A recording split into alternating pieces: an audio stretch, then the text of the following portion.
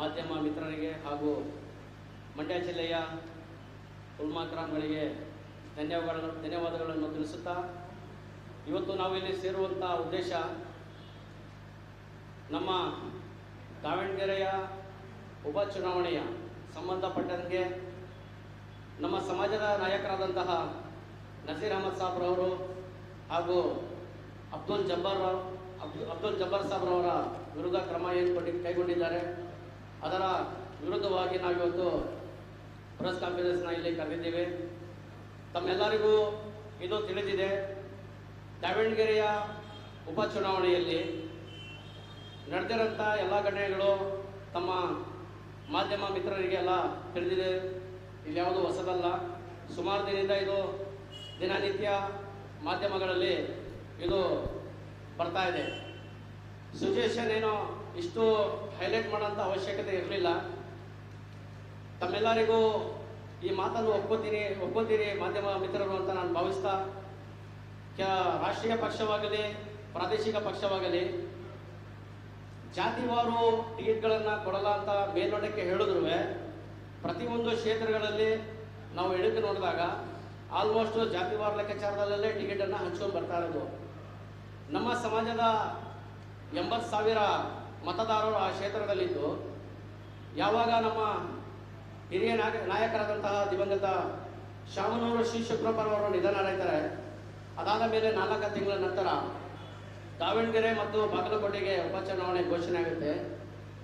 ಆಗ ದಾವಣಗೆರೆಯ local leaders ಆದಂತಹ ಎಲ್ಲರೂ ಒಮ್ಮತ್ತಿನಿಂದ ಹೋಗಿ ನಮ್ಮ ಡಿಸೈಡ್ ಜಮೀರ್ ಅಹಮದ್ ಖಾನ್ ಸಾಹೇಬ್ ಅವರಿಗೆ 2023ರ ಸಾರ್ವತ್ರಿಕ ಚುನಾವಣೆಯಲ್ಲಿ ದಿವಂಗತ ಶಿವಶಂಕರಪ್ಪರವರು ಮಾತನಾಡಿರ್ತಾರೆ, ಬರುವ ದಿನಗಳಲ್ಲಿ ನನಗೆ ನೀವು ತುಂಬ ಸಹಾಯ ಮಾಡಿದ್ದೀರಿ, ಬರುವ ದಿನಗಳಲ್ಲಿ ನಾನು ಈ ಒಂದು ಕ್ಷೇತ್ರನ ನಿಮ್ಮ ಮೈನಾರಿಟಿಗೆ, ನಿಮ್ಮ ಅಲ್ಪಸಂಖ್ಯಾತರಿಗೆ ನಾನು ಬಿಟ್ಕೊಡ್ತೀನಿ ಅನ್ನೋ ಮಾತು ಹೇಳಿರ್ತಾರೆ. ಆ ಒಂದು ಮಾತು ಈಗ ಉಪಚುನಾವಣೆ ಆಗಬಾರ್ದಾಗಿತ್ತು, ಪರಿಸ್ಥಿತಿ ಕೈ ಮೀರಿತು, ನಿಧನರಾದರು.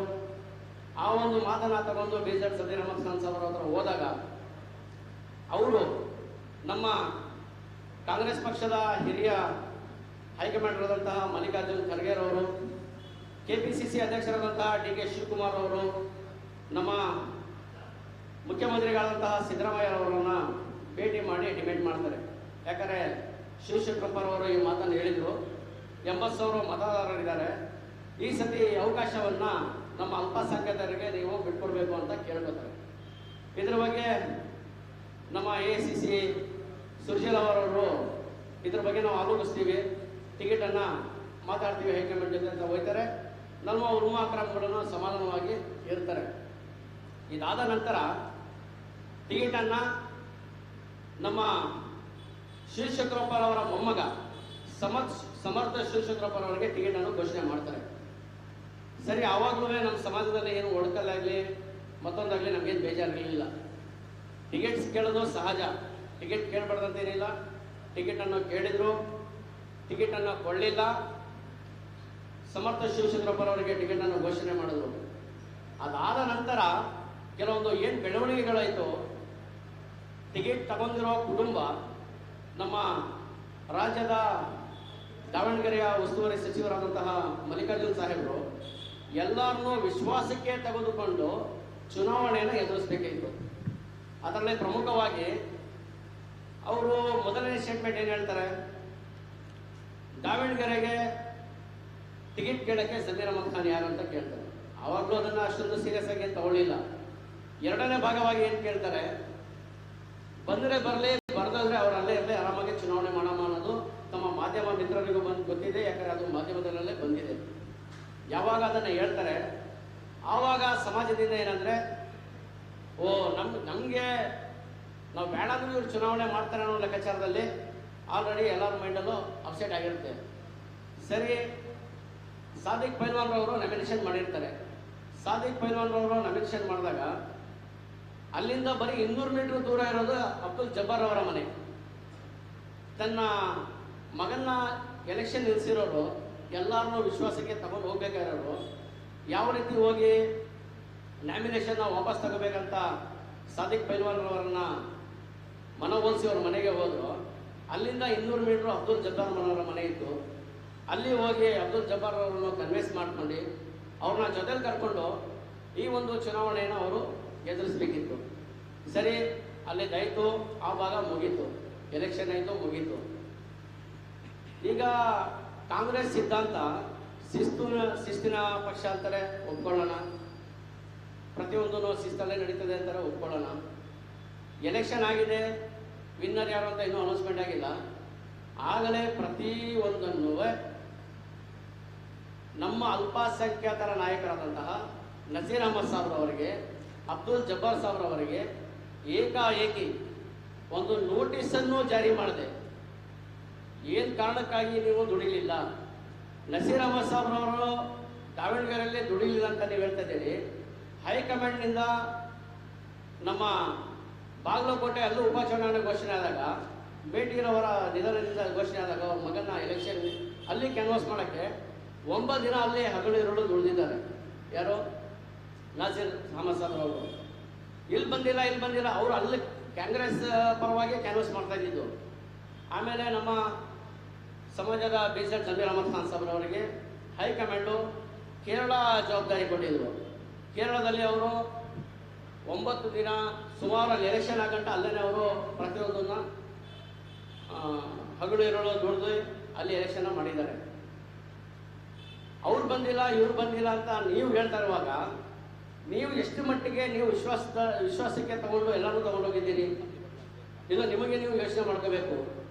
ಆಮೇಲೆ ಏಕಾಏಕಿ ಏನೂ ಕೇಳ್ದೇನೆ ಬೇರೆ ಯಾರಿಗೂ ಅನ್ವಯಿಸಲ್ಲ. ಇದು ಯಾರಿಗೆ ಅನ್ವಯಿಸುತ್ತೆ ಅಂದರೆ, ನಾವು ಅಲ್ಪಸಂಖ್ಯಾತರು, ನಮಗೆ ಧ್ವನಿ ಇಲ್ಲ, ನಮಗೆ ಬೇರೆ ಆಪ್ಷನ್ಸ್ ಇಲ್ಲ, ನಾವು ಕಾಂಗ್ರೆಸ್ನೇ ನಂಬಿದ್ದೀವಿ, ಕಾಂಗ್ರೆಸ್ ಬಿಟ್ಟು ನಾವು ಬೇರೆ ಇನ್ನೊಂದು ನಮಗೆ ಆಪ್ಷನ್ಸ್ ಇಲ್ಲ ಅನ್ನೋ ಒಂದು ನಿಮ್ಮ ಮನಸ್ಸಲ್ಲಿ ಇಟ್ಕೊಂಡು ನಮ್ಮ ಮೇಲೆ ಇಷ್ಟೊಂದು ನೀವು ನಿಮ್ಮ ಮನಸ್ಸಲ್ಲಿ ಅದೇ ಇರೋದು. ನಾವು ನಿಮಗೆ ಈ ಮುಖಾಂತರ ಒಂದು ಸಂದೇಶವನ್ನು ಹೇಳ್ತೀವಿ. ಆ ಸಂದೇಶ ಏನಂದರೆ, ನಮಗೆ ಆಪ್ಷನ್ಸ್ ಇದೆ, ನಮಗೆ ಕಾಂಗ್ರೆಸ್ ಬಿಟ್ಟರೆ ಬೇರೆ ಆಪ್ಷನ್ಸ್ ಇದೆ.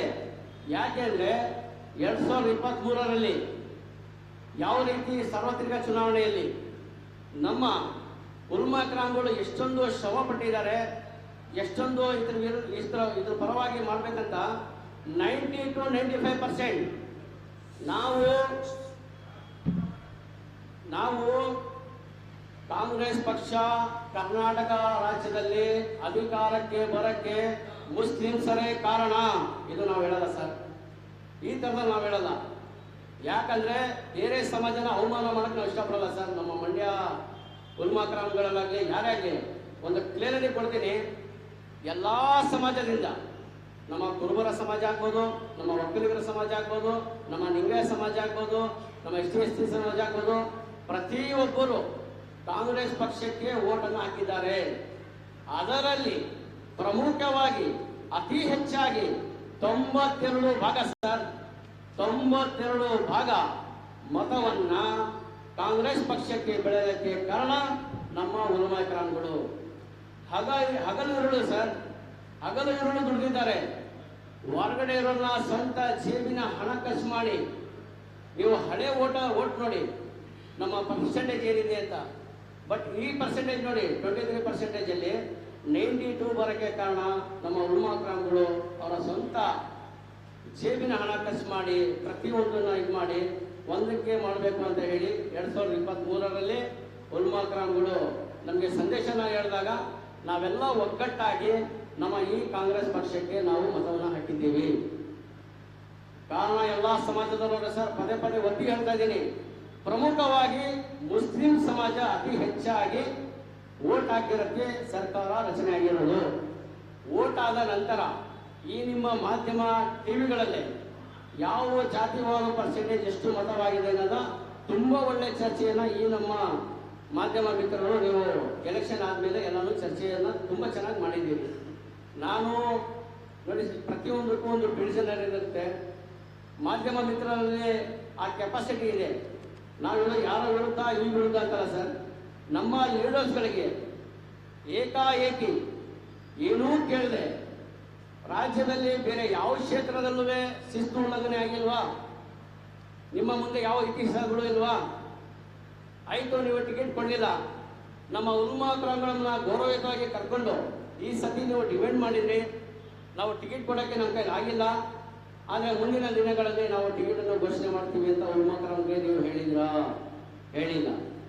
ನೀವು ಅಧಿಕಾರಕ್ಕೆ ಬರಕ್ಕೆ ನಮ್ಮನ್ನ ಬಿಜೆಪಿ ಅಂತ ಹೆದರಿಸಿ ಅವ್ರನ್ನ ತೋರಿಸೋದು, ನೀವು ನಿಮ್ಮನ್ನ ಬೇಳೆ ಬೇಯಿಸ್ಕೊಳ್ಳೋದು, ಅವ್ರನ್ನ ತೋರಿಸೋದು, ನೀವು ನಿಮ್ಮನ್ನ ಬೇಳೆ ಬೇಯಿಸ್ಕೊಳ್ಳೋದು. ಹೆದರಿಸಿ ಅವ್ರನ್ನ ಮುಖ ತೋರಿಸಿ ರೋಡ್ಗಳನ್ನು ಹಾಕಿಸ್ಕೊಂಡು 2023 ಆದಮೇಲೆ ಏನು ಮಾಡಿದ್ದೀನಿ ಸರ್ ಮುಸ್ಲಿಂ ಸಮಾಜಕ್ಕೆ? ಬರೀ ಪರ್ಸನಲ್ ಆಗಿ ನಾನು ನಮ್ಮ ಸಮಾಜಕ್ಕೆ ಅಂತ ಹೇಳಲ್ಲ ಸರ್, ಪ್ರತಿಯೊಂದು ಸಮಾಜಕ್ಕೆ ಏನು ಮಾಡ್ತಾ ಇದ್ದೀರಿ ಅದರ ಭಾಗವಾಗಿ ಮುಸ್ಲಿಂ ಸಮಾಜಕ್ಕೂ, ಯಾಕಂದ್ರೆ ನಾವು ಕಾರಣಕರ್ತರಾಗಿದ್ದೀವಿ. ನೀವು ಅಧಿಕಾರ ಬಂದು ಚುನಾವಣೆ ಹಿಡಿಯಕ್ಕೆ ನಾವು ನಿಮಗೆ ಕಾರಣಕರ್ತರಾಗಿದ್ದೀವಿ. ಕಾರಣಕರ್ತರಾದ್ಮೇಲೆ ಒಂದು ಗ್ಲಾಸ್ ನೀರು ಕುಡಿದ್ರೆ ಅಂತ ಕರ್ತವ್ಯ ಇರ್ತದೆ. 92% 136 ಕ್ಷೇತ್ರಗಳಲ್ಲಿ ಎಲ್ಲ ಕಡೆ ಲೀಡಿಂಗ್ ಇಲ್ಲ ಸರ್. 92% ಅಂದ್ರೆ ಕೆಲವೊಂದು ಕಡೆ 1,500 ಲೀಡಿಂಗಲ್ಲೂ ಗೆದ್ದವ್ರೆ, ಕೆಲವೊಂದು ಕಡೆ 4,000 ಲೀಡಿಂಗಲ್ಲೂ ಗೆದ್ದವ್ರೆ, ಕೆಲವೊಂದು ಕಡೆ 6,000 ಲೀಡಿಂಗಲ್ಲೂ ಗೆದ್ದಾರೆ. ಇದೆಲ್ಲ ಯಾರಿಂದ ಆಯಿತು? ಮುಸ್ಲಿಂ ಸಮಾಜದ ಮೇಲೆ ನಮ್ಮ ಉನ್ಮಾಕ್ರಾಮ್ಗಳು ಅವರ ಶ್ರಮ, ಅವರು ಎಲ್ಲ ಕಷ್ಟಪಟ್ಟು ಇದು ಮಾಡೋಕ್ಕೆ ಒಂದಾಗಿ ನಾವು ಇದು ಒಂದು ಪಕ್ಷಕ್ಕೆ ನಾವು ದುಡಿದು ಮತವನ್ನು ಹಾಕಿ ಈ ರಾಜ್ಯಕ್ಕೆ ಕಾಂಗ್ರೆಸ್ ಪಕ್ಷ ಅಧಿಕಾರ ಚುನಾವಣೆ ಹಿಡಿದಿದೆ.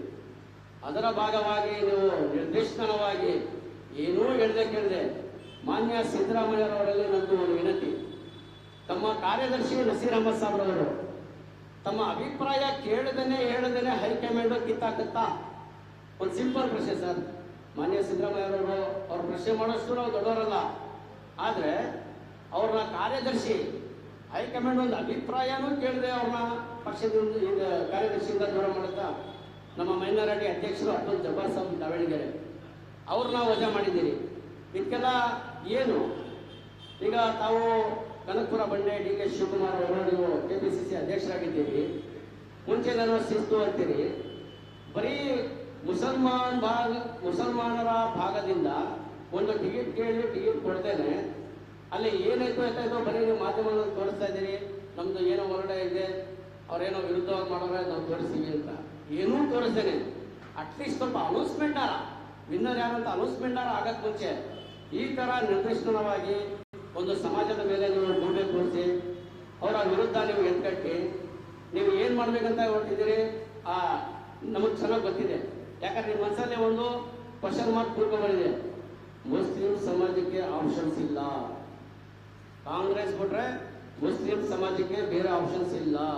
ಯಾರಿದ್ದಾರೆ? ಅವ್ರು ಯಾರು ಕೊಡ್ಬೇಕಾಗ್ತಾರೆ? ನಮ್ಮನ್ನ ನೀವು ಮದುವೆ ಆಗಿದ್ದೀರಿ, ಹೆಂಡತಿ ಅಂತ ಘೋಷಣೆ ಮಾಡಿ, ಹೆಂಡತಿ ಅಂತ ಒಂದು ಫಂಕ್ಷನ್ಗಳು ಕರ್ಕೊಂಡೋಗಿ ಹೆಂಡತಿ ಅಂತ ನಿಮ್ಮ ಸಂಬಂಧಿಕರು ತೋರಿಸಿ ನೀವು ನಮ್ಮನ್ನ ಮದುವೆ ಆಗಿದ್ದೀರಿ. ಬೇರೆಯವರೆಲ್ಲ ಹೋದಾಗ ತಡಿ ಅವರು ಹೆಂಡತಿ ಅಂತ ತೋರ್ಬಿಟ್ರೆ ಅವನು ನನ್ನ ಇಷ್ಟಪಡದೆ ಹೋಗ್ತಾನೆ ಅಂದ್ಬಿಟ್ಟು ನೀವು ಆ ಮತನೂ ಇದು ಮಾಡೋಕ್ಕೆ ನಮ್ಮ ಅನಾಥರವಾಗಿ ಬಿಟ್ಬಿಟ್ಟಿದ್ದೀರಲ್ಲ, ಇದು ಸಮಂಜಸವಾ? ಇದು ನಿಮಗೆ ಶೋಭೆನಾ? ಈಗ ಇತಿಹಾಸ ಪುಟಗಳೆಲ್ಲ ತೆಗೆದುಕೊಳ್ಳೋಣ ಸರ್. ಈಗ ಒಂದು ಉದಾಹರಣೆ ಸರ್, ನಮ್ಮ ಮಾಧ್ಯಮಿಕರಿಗೆ ಇದೆಲ್ಲ ಗೊತ್ತಿದೆ. ನಾವೇನು ಡಿಮ್ಯಾಂಡ್ ಮಾಡ್ತಾ ಇಲ್ಲ, ಡಿಮ್ಯಾಂಡು ಬ್ಲ್ಯಾಕ್ ಮೇಲ್ ಅಲ್ಲ ಸರ್. ನಮ್ಮ ಉನ್ಮಾಕ್ರಾಮ್ಗಳಲ್ಲೆಲ್ಲ ನಮ್ಮ ಸಮಾಜದಲ್ಲೇ ಇಲ್ಲ. ಒಂದು ದೊಡ್ಡ ಸಮಾರಂಭದಲ್ಲಿ ನಮ್ಮ ಮಾಜಿ ಮುಖ್ಯಮಂತ್ರಿ ಆದಂತಹ BS ಯಡಿಯೂರಪ್ಪ ಅವರು ಇರ್ತಾರೆ, ಮಾಜಿ ಮುಖ್ಯಮಂತ್ರಿ ಆದಂತಹ ಬಸವರಾಜ ಬೊಮ್ಮಾಯಿ ಅವರು ಇರ್ತಾರೆ, ಮುರುಗೇಶ್ ನಿರಾಣಿ ಅವರು ಇರ್ತಾರೆ, ನಮ್ಮ ಪೂಜೆ ಗುರುಗಳಾದ ಸ್ವಾಮೀಜಿರು ಒಂದು ಮಾತು ಹೇಳ್ತಾರೆ, ನೋಡಿ ಯಡಿಯೂರಪ್ಪ ಅವರೇ, ಬರುವ ದಿನಗಳಲ್ಲಿ ನೀವು ನಮ್ಮೊಬ್ಬ ಸಮಾಜದ ಮುರುಗೇಶ್ ನಿರಾಣಿರವರಿಗೆ ಸಚಿವ ಸ್ಥಾನವನ್ನು ಕೊಡಲಿಲ್ಲ ಅಂದ್ರೆ ನಮ್ಮ ಸಮಾಜ ಮುಂದಿನಗಳಲ್ಲಿ ನಿಮಗೆ ತಕ್ಕ ಪಾಠವನ್ನು ಕಲಿಸ್ತದೆ ಅಂತ ಮಾನ್ಯ ಮಾಜಿ ಮುಖ್ಯಮಂತ್ರಿ ಆದಂತಹ BS ಯಡಿಯೂರಪ್ಪ ಎನ್ನುತ್ತಾರೆ. ಅದೆಲ್ಲ ನಿಮಗೆ ತಿಳಿದಿದೆ. ತಮ್ಮಲ್ಲಿ ಏನಾರ ಈ ಒಂದು ಉದಾಹರಣೆ, ನಮ್ಮ ಉನ್ಮಾಕ್ರಾಮ್ಗಳು, ಕರ್ನಾಟಕದ ನಮ್ಮ ಉನ್ಮಾಕ್ರಾಮ್ಗಳು ಎಲ್ಲಾರ ಈ ಥರ ಬ್ಲ್ಯಾಕ್ ಮೇಲ್ ಏನಾರ ಯಾವುದರ ದೊಡ್ಡ ಸಮಾರಂಭಗಳಲ್ಲಿ ಆಗಲಿ ಏನಾದರೂ ಒಂದು ಯಾವುದರ ಉದಾಹರಣೆ ನಿಮ್ಮಲ್ಲಿದ್ದರೆ ತಾವು ಇದೆಲ್ಲ ಆದಮೇಲೆ ಪ್ರಶ್ನೆ ಕೇಳ್ಬೋದು. ನಮ್ಮ ಉನ್ಮಾಕ್ರಾಮ್ಗಳು ಸಚಿವರ ಸ್ಥಾನ ಕೇಳಿಲ್ಲ, ಪೋಸ್ಟ್ಗಳು ಕೇಳಿಲ್ಲ. ಒಂದು ಅಟ್ಲೀಸ್ಟ್ 80,000 ಏನು ಓಟಿದೆ ಆ ಒಂದು ಕ್ಷೇತ್ರದಿಂದ ನಮಗೆ ಅವಕಾಶ ಕೊಡಿ. 35-40 ವರ್ಷಗಳಿಂದ ದಿವಂಗತ ಶಾಮನೂರು ಶಿವಶಂಕರಪ್ಪರವರನ್ನ ಮತವನ್ನು ಹಾಕಿ ನಾವು ಇಲ್ಲಿಂದ ಗೆಲ್ಲಿಸ್ಕೊಂಡು ಬರ್ತಾ ಇದ್ದೀವಿ. ಮುಂದಿನ ದಿನಗಳಲ್ಲಿ ನಮಗೆ ಅವಕಾಶ ಕೊಡಿ ಅಂತ ನೀವು ಕೇಳ್ತೀರಿ. ಕಾಂಗ್ರೆಸ್ ಸಿದ್ಧಾಂತ ನೀವು ನಮಗೆ ಹೇಳಕ್ ಬರ್ತೀರಿ. ಏನ್ ಸಿದ್ಧಾಂತ ನಿಮ್ದು? ಯಾರ ಮನೆಯಲ್ಲಿ ಸಾವಾಗಿರ್ತದೆ, ಯಾವ ಮನೆಯಲ್ಲಿ ತೀರೋಗಿರ್ತಾರೆ ಆ ಕುಟುಂಬದವರಿಗೆ ಟಿಕೆಟ್ ಒಪ್ಕೊಳ್ಳೋಣ. ತಾವು ಆ ಕುಟುಂಬದವರಿಗೆ ಟಿಕೆಟ್ ಅನ್ನು ಕೊಡ್ತಾ ಇದ್ದೀರಿ. ಏನಂತ ಹೇಳ್ತಾ ಇದ್ದೀರಿ? ಬರುವ 2-3 ವರ್ಷ ಸಮರ್ಥ ಶಿವಶಂಕರಪ್ಪನವರು ಅಲ್ಲಿ ಮಾಡಲಿ, 2028ಗೆ ಇದ್ರ ಬಗ್ಗೆ ನಾವು ಆಲೋಚನೆ ಮಾಡೋಣ ಅನ್ನೋದು ನಿಮ್ದೊಂದು ಪಾಯಿಂಟ್ ಅಲ್ಲಿ ಹೇಳ್ತೀವಿ. Simple sir, simple. ಸಣ್ಣ ಮಗುಗೂ ಗೊತ್ತು ಈ ಸತಿ ಸಮರ್ಥ ಶಿವಶಂಕರಪ್ಪನವ್ರಿಗೆ ಅಂದ್ರೆ 28ಗೆ ತಿರ್ಗಾ ಕರ್ಕೊಂಡು ಮುಸಲ್ಮಾನ್ ಬಂದವರಿಗೆ ತಗೊಳಪ್ಪ 500 ಟಿಕೆಟ್ ತಗೊಳ್ಳಿ ಅಂತ ಕೊಡ್ತಾರ. Simple sir.